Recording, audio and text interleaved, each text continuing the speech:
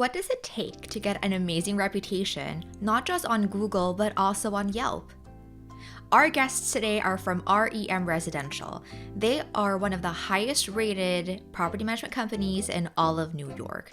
In fact, they haven't gotten a single negative review, even on Yelp, since 2017, which is pretty impressive. They manage properties in one of the toughest places, yet they are able to make people happy without people pleasing. Now, how do they do that? Well, we're about to find out. As a reminder, this podcast is brought to you by 4.5. Since 2012, we have been helping property managers grow their businesses through owner marketing, from strategy all the way to implementation. Visit 4andhalf.com to learn more. That's FOURANDHALF.com. And now a quick word from today's podcast sponsor.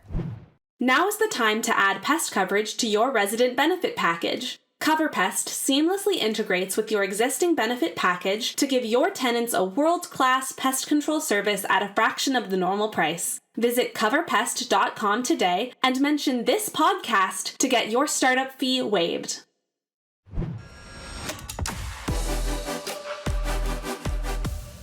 Shpresa, Rashad, and Lara, welcome to the show.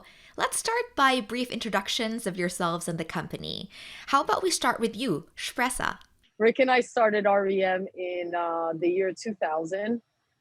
And Rick comes from an extensive background of real estate. He started out as a porter, doorman, handyman.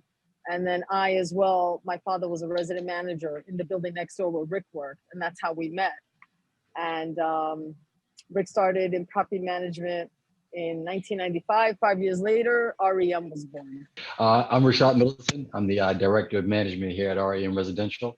I started with R.E.M about 14 years ago as a broker. About 10 years ago, almost going on 10 years, it'll be 10 years next April, as a property manager, and as a Director of Management now about a year and a half. We work for landlords. I'm now a landlord and have been for about 2 years now. So I understand both sides.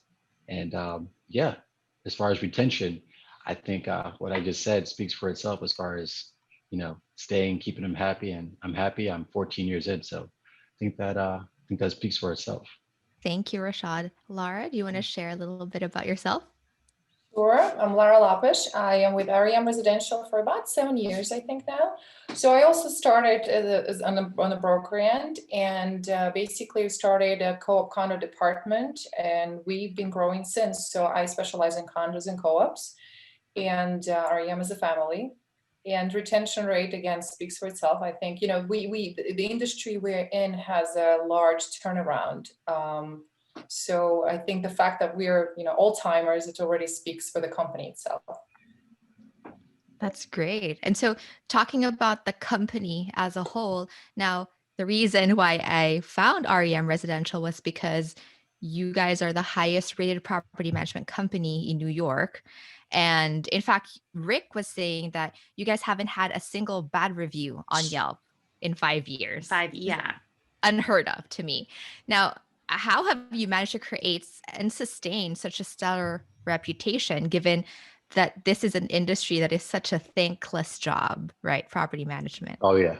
If I could, it's simple but hard. It's simple, and the concept is simple, but keeping up with that concept can sometimes be hard. And that concept is, just meeting needs and exceeding the expectation. So, we all live where we live, and there's basic needs. You just want to make sure that things work. You just want to come home and just make sure the doorknob works. There's no leak. You just want to go about your bathroom and use it how a bathroom is supposed to be used. And when I'm at home, that's what I want. And when a tenant, shareholder, or a client comes to me, you just give them what they want. And if we can, sometimes we can exceed that need. So if maybe it's not so much just fixing the item that they're there and asking about. Maybe it's also letting them know what they can do about saving this or saving, it's just meeting and exceeding the expectation. And I think we're creating that even more so now with our support system. So some of us have assistants, and they're in a training right now that's going to allow them to support the managers in a way where they can give that much more attention to those needs. So it's only going to get better. I don't know if you can get any better than our current rating, but we're going to try. Just add more to it, I guess. Keep getting those Right. 5-star reviews. Right. If I could add some to it, like you're saying, it's a thankless job, and sometimes things happen, and sometimes we have no control, and sometimes we're not resolving something, and we're not perfect. And I think an important portion here is relationships and communication, because sometimes the complaint again in our industry is that, you call and there's like, hey, click for this one, number 3 and you can't just get to a live person where you can like, look, here's me. I know it's not perfect, and we're working on it. Here's what's happening. As long as you keep people updated and they feel like you're taking care of them, and even if it's not miraculously getting resolved, which sometimes things are not happening as you would like them to go, people appreciate that. And I think that personal touch is what makes a world of a difference. Like they feel like the feedback I've heard often that like, I feel like you're human. Even I was fighting with this person. He's like, okay, you're great. I want to refer to this other building. I said, then we just have a fight. He goes, it's okay. It's normal. You're a live human. That's how things work. But like, we can relate, right? Whereas like layers of answering machines and there's no personal touch. So I think that also makes a difference. Yeah, I like that. So it's not even so much of agreeing with everybody 100% of the time. It's just talking to people and getting on the same. Right, Yeah. Rashad, there's a lot of disagreeing that we have to do sometimes, but that's part of our job too, because we are 100%. here to, we deal with a lot of sophisticated, extremely successful, extremely educated people. And sometimes it's a little bit like, they tell you what needs to happen, and we have to stand there and say, guys, respectfully, we need to disagree. And because this is what we do, let us do our job. So there's disagreement, but again, it's communication, right? If you set the ground and if you communicate with people, you always find that common ground. And it's really so much more about relationship than resolving per se management issues, which is obviously that has to be done anyways. Yeah, and you can't really please everyone, right? Because when you please everyone, right, like it's not going to work for you. You're going to be stepped on all over. But how does your team balance making all parties happy? Because it's like, yes, it's one thing to agree to everything. It's another to make people happy. It doesn't necessarily mean doing what they want you to do, but like at the end of the day, if you have to disagree, how do you keep that relationship healthy, that they even refer business to you even after you've had a disagreement, that you're like, wait, we just had a fight and you're referring me another building? How are you able to get that? Well, I think if I can jump in, I think that what the managers do is you have to get back to someone right away. There's no like, oh, I'll call you in an hour and then you don't call them for 2-3 days. Even like Rick says, even if it's horrible news, it's bad news, you just have to call them and maybe use soft words, so to speak. Like just be respectful, treat them like you're talking to a human. Just tell them, listen, the landlord says this. We try to convince him or guide him one way, but he doesn't agree to your demands or whatever the situation is. So I think it's just calling that person back and letting them know they can call you and they can vent to you and you will pick up and listen to them. And at the end of the day, they know that our hands are tied and we do what the board wants or what the landlord wants or whatever the situation is. They just don't want to be ignored like anyone else in the world. Correct. Do you think part of that's also educating? Like, let's talk about renters for a second, because you're the liaison between landlords and renters. Do you think that part of your success is educating the renters that you are kind of just doing what the property owner needs, or you are that liaison? Does that kind of make sense? Yes, I know what you mean. I think, sorry, Rashad. I think what a good reason why we became so successful is because we hired like Julia, Lara, Rashad, we're brokers. We're also real estate brokers. So I think it started with them. Like, for example, when we had Rashad, he was renting out apartments in some of our buildings, which he now manages. So people already knew, oh yeah, Rashad, he called me back. He showed me an apartment. He got me that apartment. He got me a great deal, as Lara, as Julia, as me. And then when we say, oh, we also work for management, then they're like, oh wow, so I'm never gonna not see you again. Like we tell them, our contract doesn't end when you sign the lease. You know us for the next term, like for the whole term of your stay in one of our buildings. I give my cell phone number out to everyone, and I always tell people, call me anytime you want. No one has ever abused that privilege, but again, I think it's just that mental thing, knowing I can call whenever I want, so I don't have to call because I have nothing to say or nothing to complain about. Yeah. Well, and you feel valued too. You don't feel like, Right. not like a dirty secret, but it's sometimes the renters kind of feel like they aren't as important. So I feel like if you make everybody feel valued across the board, it just nurtures a better relationship. So it Right, makes because sense. most brokers, once they rent the apartment, they're gone. Poof, they just disappear. Whereas with us, we're still here. We're here, we're showing you the apartment, and we're there after you sign a lease. You don't just end our relationship, we're still there. And I always say, like, management, it's like we're the nannies, and the landlord or the board members are the parents, and the tenants are the children. So we're like the middle person, like, don't shoot the messenger, but sometimes they do. But we tell them, listen, we try to advise. They don't want to do it, but this, and maybe I could do this for you. Or like if they need an extra key fob, I won't charge them that $25. Say, here, this is on me. And that little bit makes such a big difference to these people, to the Just the tenants. human element, just the human element. Yeah. Everything is automated now, which has its definite advantages. I'm sure you're later going to get into, tenant retention. And then you have your more traditional tenants who would rather pick up the phone, and you have your newer tenants who are used to, as Laura was saying earlier, you pick up the phone, you press one for this, you press two for that, or you just pick up an app and everything is done, or not. I think there's that balance, and I think REM, having our foot in both, is what makes us successful. Did previously and will in the future, and certainly doing that now, I think. Do you use any sort of automation in your business? I mean, that's I'm sure to some extent everybody does. But are there specific things that you choose to automate because it doesn't take that human element away? I think it depends on the tenant, really. Right. Yeah, we have some tenants that would prefer to call in, let's say, a work order. We have some tenants that would much prefer to use the app. There's an app, I don't know if I can say the name, maybe you would. It's Appfolio is what we use. And you can do everything from pay your rents electronically, set up scheduling electronically, to putting in a work order electronically, where it's tracked, it's seen, it's all managed there electronically. So it's all right there on the platform, right in front of you. Everything, your entire history in the unit even, is right there in front of you.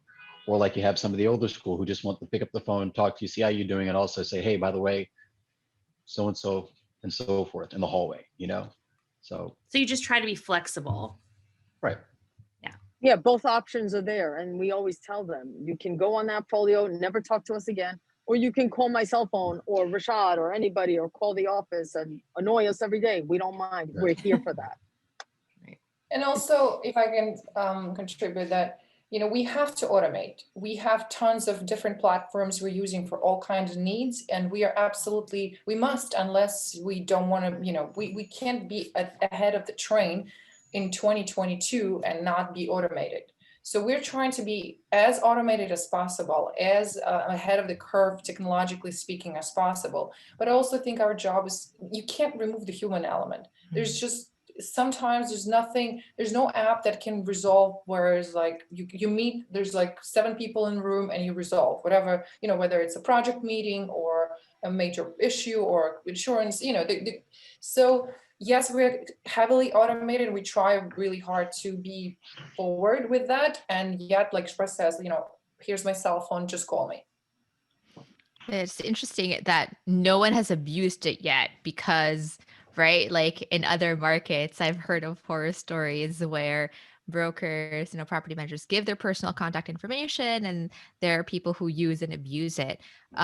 But even without people abusing the privilege of having your direct numbers, being available to answer the phone, respond right away when someone wants to call in a work order, eats away at, someone's day. Like you start the day, you have a certain list of things that you want to complete, and then suddenly your phone's ringing, and these are requests that could be done on Appfolio, but they want to all do it through phone. So how do you balance the workload of your team, so that the company is still successful and are able to retain, your clients, your tenants, but also profitable? Do you have like a certain ratio that you try to stick to in terms of like employee to uh, portfolio ratio, stuff like that? We do. We do for sure. Yeah. I know our CEO likes to say that no one's overloaded, and we certainly are overloaded. But we try to match personalities to properties and clients, and along with personality, just workload. So if there's a manager, and we get a lot of offers for new buildings, you heard that express to say, want to pitch now. We'll just ask. It's not like you're getting this. It is, hey, Rashad, you think you can handle another building? Okay, where's it located? What's the this? We'll go through it, and it's like a hard yes or it's a hard no. We don't want to waste anyone's time internally. So there's some analysis that goes into getting a building or getting another building. And as far as once you get that building and the requests start to come in, we do have I guess I don't want to call them walls, but we have people to assist. So if it's something extremely minor, maybe I might hand the phone off to my assistant to further take care of it, or maybe my assistant may have already gotten that call and she or he is already taking care of it. If it's a larger issue that's a bit more complicated, I'll grab the phone, and if it's going to be larger and complicated, I mean, I'll take all the time in the world, because who knows what that could lead to, right? So yeah, it's just varying degrees, right? So with the varying degrees, we'll determine one who gets a building, or who might get that torch passed to them to take care of the problem. That's an And interesting. also, Go ahead. I had two board presidents basically yesterday for different buildings wait yesterday. They all have my cell phone, and we are in a work line of putting fires. And ultimately, they need to know it, and they know it. They need to respect that. So as long as you're like, look, I am putting fires out, I will get back to you by this hour. This is not urgent. Like, it's a matter of prioritizing, right? We have to prioritize, because we have bigger fires and smaller fires. They know, and as long as you say you'll get back to them, I don't know, by 7 p.m. and you get back to them and you get them what they need, it's done. It's not, it works. It's so easy to not respond, right? But it really just takes a minute or a couple minutes to just say, hey, we got your request, we're working on it, but it's going to be a couple hours. Is it okay if I get back to you at X time? I mean, we teach our account managers, like, we're a marketing company, right? We have clients that our account managers work with, just like not property managers, but portfolios, right? Your clientele. And we always teach our team to just, hey, it's okay if you don't have the answer right now. It's okay if you are working on a different project, but just get a response out so people know that they've been heard, and at least it was received. So it totally makes sense. I think it's super common now that, especially with all these companies that try to automate everything, even like when you submit questions, you feel like you sent something to the black hole, and then you don't know if it's ever going to come back, or you're ever going to hear Especially from if you get an automated response back. Right. Yeah, a lot of management companies don't even have a live person picking up the phone. Yeah. We always have a live person picking up the phone with a cheery voice. I always try to, like, when we're hiring a receptionist, I quote unquote audition them. I give them a script. I'm like, okay, read it. And they're like, I go, no. And pretend you're answering the phone and show some life. So they're always like, hi, how are you? R.E.M, how can I help? So-and-so speaking, how can I help you? And I said, always if you don't feel like picking up the phones, let me know. I'll pick up the phones. But don't have an attitude, because if you start off with an attitude, they sense it. They're already calling you for a problem. Then if they hear you annoyed or blah or just whatever, it's like it just escalates further, faster. Yeah. Even if the person may not necessarily maybe that's just their voice. Maybe they just sound angry, right? But the person on the receiving end doesn't know that. Exactly. Yeah. I kind of piggybacks on what Rashad said. You kind of match the personality to what they're handling. Um, how do you determine that? Like, the concept of matching the personality to like the building or the property, I haven't heard of before. Do you have a system or is it more gut feel? I think it's gut. You know, I can, I guess I can be kind of uptight sometimes. So therefore, you might, I might get a Not building you, never. where I appreciate that, where maybe the clientele might be a little uptight. Um, or maybe it's just the perfect opposite. Maybe you just need somebody a little cheery to go into a crowd and liven them up a bit so that their spirits are picked up. They're ready to receive information from a different, vehicle than what the monotone that they're used to, like someone like me. So yeah, that's what goes into as far as matching um, a personality with a building. Because Rick and myself and some of the other directors, we'll meet the boards, we'll meet the clients, and again with location, you can kind of get a feel for, okay, this person's like this building's going to be like such. Bam, Laura, what do you think?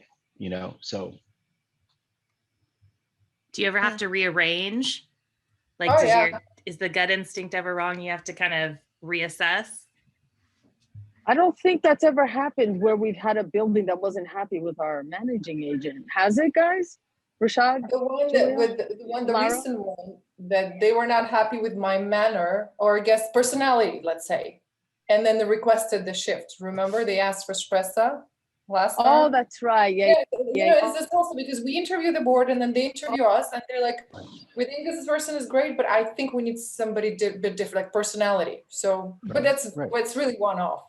Are you allowed to share or are you comfortable sharing your retention rate for your clients to put things into perspective? if we can speak for ourselves, I have never lost a client. We only had one client during COVID. It was a much older couple. They actually wanted to join REM because they wanted to travel. So about a year and a half into our relationship, COVID hit, and they were like, well, we're not going anywhere anymore. So I think it might be best if we just take on management of our buildings again. It's also because their tenants weren't paying rent, so they couldn't afford the management. There was also that as well. Our retention rate is, if a building isn't sold, as far as them saying that they're disappointed with our services, I don't know that I've seen that. I can't know. I mean, am I missing something, Espressa? No, I just don't want to gloat. I'd rather you guys say it. No, I mean, yeah, they may sell, but I mean, if they're selling, that means we've done something good, I think, right? Raise their rent roll, tripled it. Right. So no good deed goes unpunished. Indeed. Yeah. But that's awesome. I mean, hopefully if they sell, they use you guys as the broker. Not really. Well, it's okay. We don't push brokerage, even though so many of us are brokers and agents. We don't push it. We push management. Like Rick says, when I set out to start REM, I don't want to be the biggest. I want to be the best, and that's why he hires the best. And he constantly trains us. We have seminars and classes and stuff, so we can be the best. Not the biggest, but the best. You've been with the company for so long. What makes you stay with REM? I wasn't kidding when I said, well, Laura said that we're a family, but I also wasn't kidding when I said, Tess is the mother of REM. So it's a family. It's a big family. We've been a family for the longest time. Some of our clients feel like family. I'm just going to shout one out, Noah Osnos. He's definitely like a family member. We butt heads. We've come together in agreements, and we've also gone outside of work. It's a wonderful thing. It's a wonderful thing. And REM, we work hard, and then sometimes we play hard. We go on hiking trips and things of that nature where, just like kind of almost without even trying to do team building, it becomes team building. But we do quite a bit together. So it is one big family. You don't want to leave a family. You can't leave a family. How much influence do team members have in company initiatives and decisions? Because there are different flavors of families. There are some families that the mom and the dad make all the decisions and all the kids just need to follow suit. And then there are families that are more collaborative. And so Like I'm guessing it's the latter, but can you paint a picture? Like, how does that happen? Like, how do, suggestions come up? Like, how do decisions get made? Should I take this Well, one? okay. Yeah. Please. Yeah. All right, so Rick will make a decision, and we all Right. know It's it's really kind of autocratic. ridiculous. Even though we can say opinions and we fight with him, I think like, why are we even arguing? He still makes decisions by himself, basically. But sometimes a team member or two or three or four will be like, Shpresa, please talk to him. I'm like, don't worry about it. I got it. So I'll like one day he was, okay, next Saturday morning meeting in the office. We were like, Saturday morning? Sure enough, no one complained, but I saw everybody's face. So I was like, so starting on Tuesday, I was like, yeah, oh, let's do something Saturday, Rick. Then I was like, oh, no, we can't. We have that dumb meeting. God darn. And he's like, what do you mean it's a dumb meeting? I go, come on, Saturday meeting. I wanted to sleep in. I'm tired. And then Wednesday and then Thursday, same thing, just like in his ear. Then finally Thursday, I'm like, I don't understand. Can I ask you a question? He's like, sure. I go, why can't we have this meeting Friday? He's like, you know what? You're right. It's going to be a nice day. Let's do it Friday. So sure enough, he changes it. He sends out the calendar change, whatever. So Friday morning, I walk into the office. I look at everyone. I'm like, you're welcome.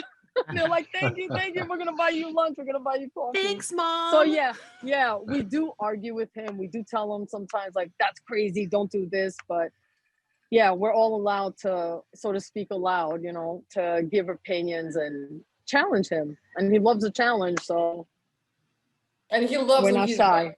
right. Which isn't often. Yeah. That's when he wants to like drop a building. And Lara, for example, don't drop it.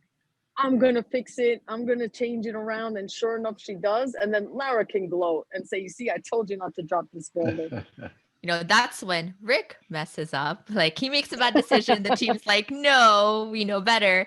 But we rub it in. You rub it in.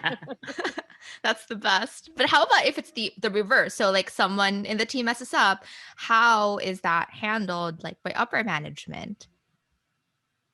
I think let Rashad take this one. Yeah.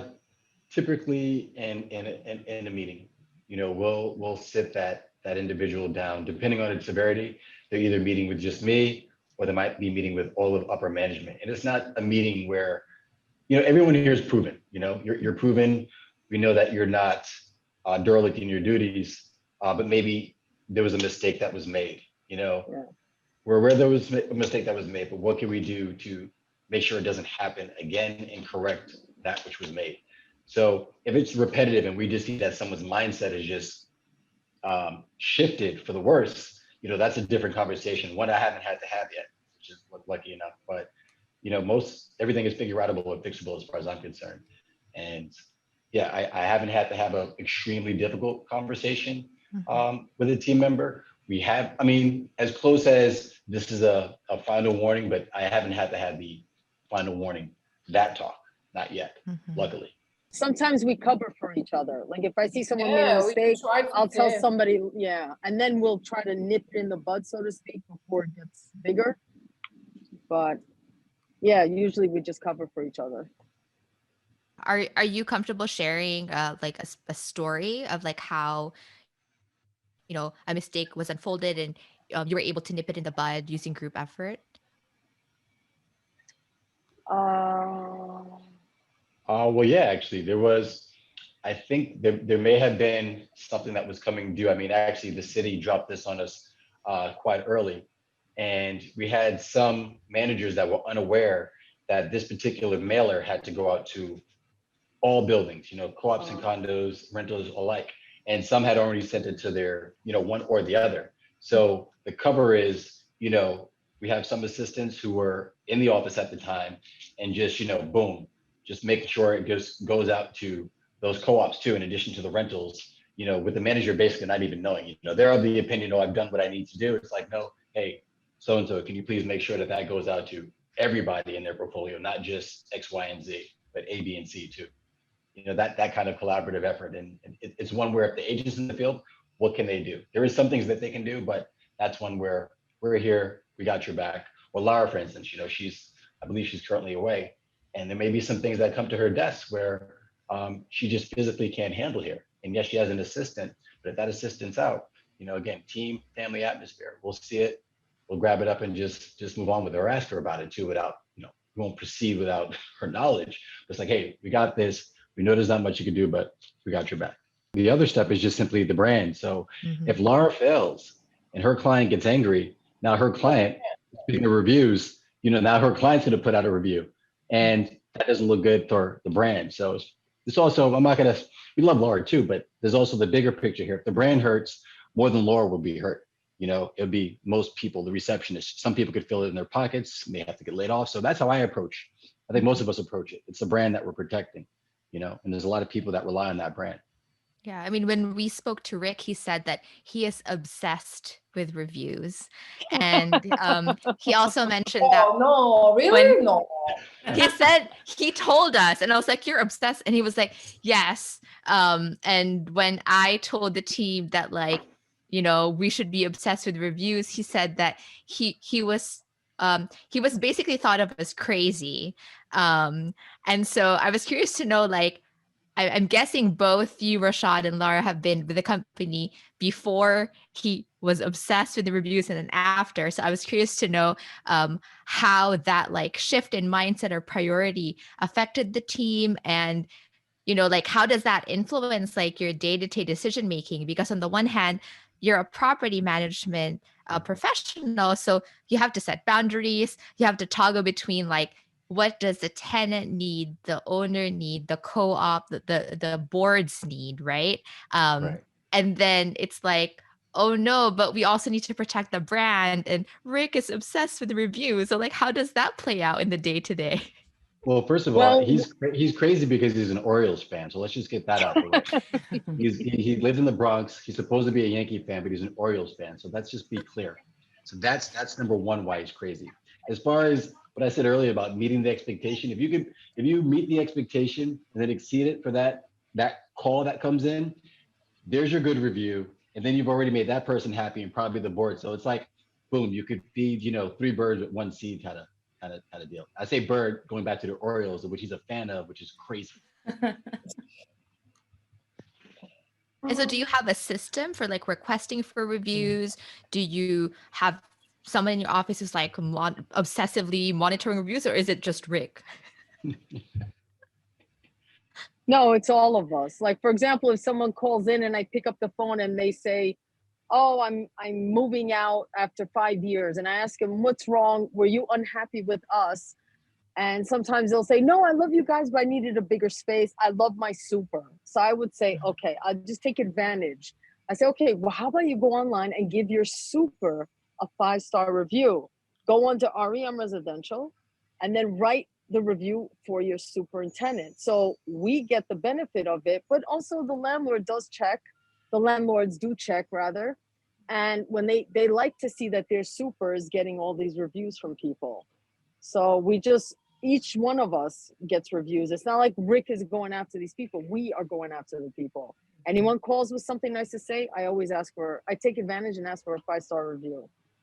Do you do it all verbally, or do you ever send out text messages or emails or anything like that? No, on the phone. I do it on the phone or in person. That's great. If I go to the building, I'm having an open house.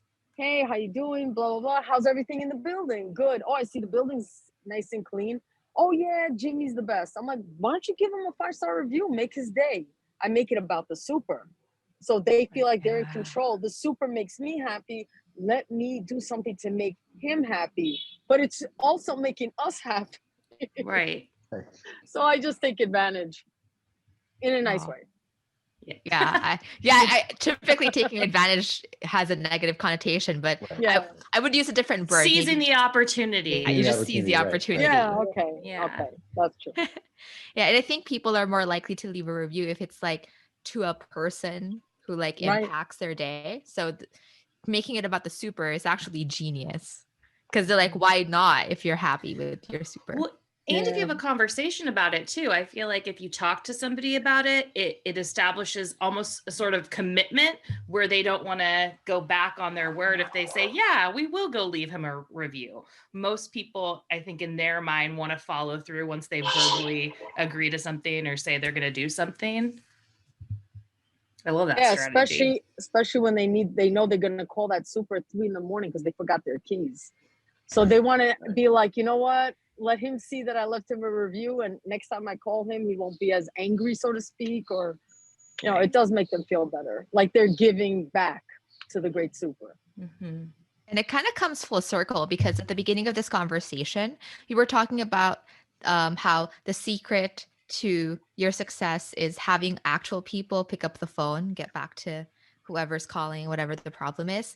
And that's a big thing that I think a lot of companies that install those phone trees lose out on. It's like, yes, it does save you time, right? Because you don't have to staff a person to answer the calls, but then it doesn't save the caller time. So the owners, the residents who are calling now have to spend more time figuring out what do I press? Oh, And listening carefully. Listening carefully because the menu may have changed. Right. and and then not only is that already frustrating to figure out where to go, then they don't get these opportunities of like hearing that, oh, this person's happy, I should ask for a review. So it's just really interesting that when people talk about like, oh, you should be more efficient, you should automate things, the lowest hanging fruit most people think about is the phone system, because like, oh, I don't want to have someone picking up the phone all the time.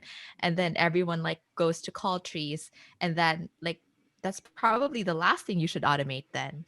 Yeah. For sure. In fairness, if you're doing what you're supposed to be doing, if your super is doing what they're supposed to be doing, that frequency of calls shouldn't be that high, you know?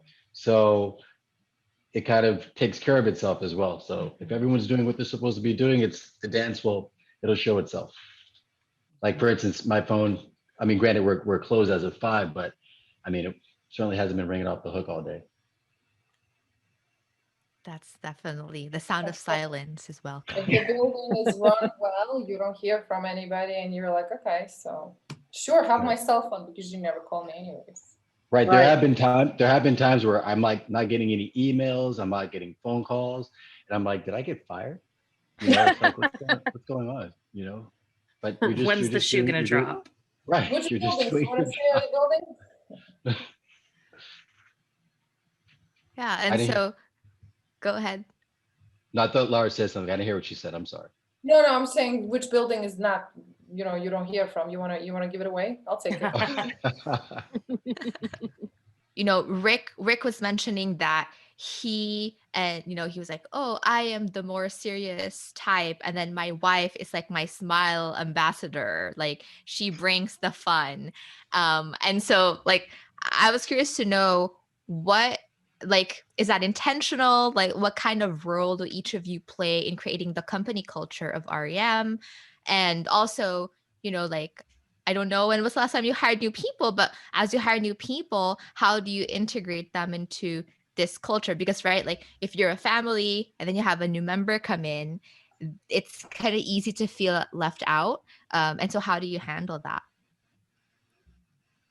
Honestly, everyone we've hired, new people that we've hired, we got a good vibe from them. And it's not so much the experience, it's more the attitude and the personality, because you can train someone your way, like mold them to your company. But if they don't have the right attitude, they pretty much see themselves out. Like we have to fire here and there, but most of the time they see themselves out. And as far as fitting in, I'm so proud to say that like all 26 other members of the staff, they always make themselves available to the new person.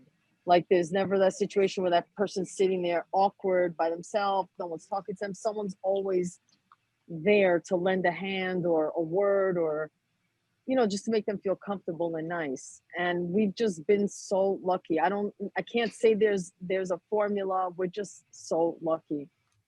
Yeah. It's like the universe just granted us everyone to just fit in perfectly. Yeah. And we're very, very grateful for that. Yeah, we're not a suited up. I mean, we wear them when needed, but we're not a suited up cookie cutter. Everyone's exactly the same personality, font, and what have you. Everyone's mixed. And as far as contributing to the culture, as director of management, I've been here for a while, and we have now that we have this senior management team, some are new and coming in with new ideas. I have a pretty good idea of how things were, how things are, and hopefully how they're going to be. So I get to bridge that gap in terms of maintaining and keeping, you know, I'm not saying going to say everyone happy, but just I'll say maintaining the culture because there's understanding on both ends. It's like, here's where we're coming from with the workload because I'm still a manager as far as the work that's being passed down. And here's how you guys need to understand how this is important that you do this new thing. I'm with you. I've been there, but this is really how it should be working or how it should work. Everything's kind of like vibes. Like that's all I'm getting is just like a lot of vibes. Just vibes, like positive vibes, good people, like put into the world what you get back, or like whatever that saying is. It's just like kind of like in conclusion, I feel like your strategy to me is just like treat people well, like go off of your gut instinct, communicate, and seems like it's working really well for you. Yeah, just So try congrats. to be the best part of someone's day. Got to be the best part of someone's day at work or otherwise. Just try to be that person. Yeah, I love that mentality. There you have it. Creating a culture of accountability and collaboration translates to better client experiences, which further translates to both employee and client retention. That's all we have for this episode of the Property Management Show, brought to you by 4.5. Since 2012, we have been helping property managers grow their businesses through owner marketing, from strategy all the way to implementation. Visit 4andhalf.com to learn more. That's FOURANDHALF.com. As usual, feel free to send your comments or suggestions to us at marketing@4andhalf.com. And if you're enjoying the show, please consider leaving us a rating or review on the listening app of your choice. Thank you, and see you next time.